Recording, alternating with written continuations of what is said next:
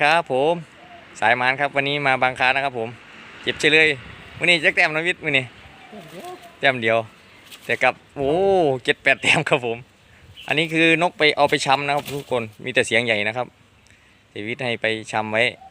มีแต่เสียงใหญ่คาลมหนาทุกตัวเลยวันนี้วิทย์ ก็ได้ทุกตัวเลยนกกันอู้ยนกแถวบางคานะครับผมขึ้นเร็วแถวนี้ขึ้นไว้นี่ตัวนี้ยังขึ้นไว้จะได้ส่วนมากมีแต่กุ๊กเดียววันนี้วิทย์ที่นี่ฮะ กุกเดียวบ่นี่แต่กุกเดียวนั่นแหละ ครับเป็นส่วนมากเป็นนกกุ๊กเดียวคาลมนะครับแจ้งใหญ่เดี๋ยวเขาไปดูตัวตนที่บ้านนะครับผม เบิ่งบอกปากสั่นไว้เด้อ ครับขอบคุณนาวินนะครับผมสวัสดีครับ บอกปากสั่น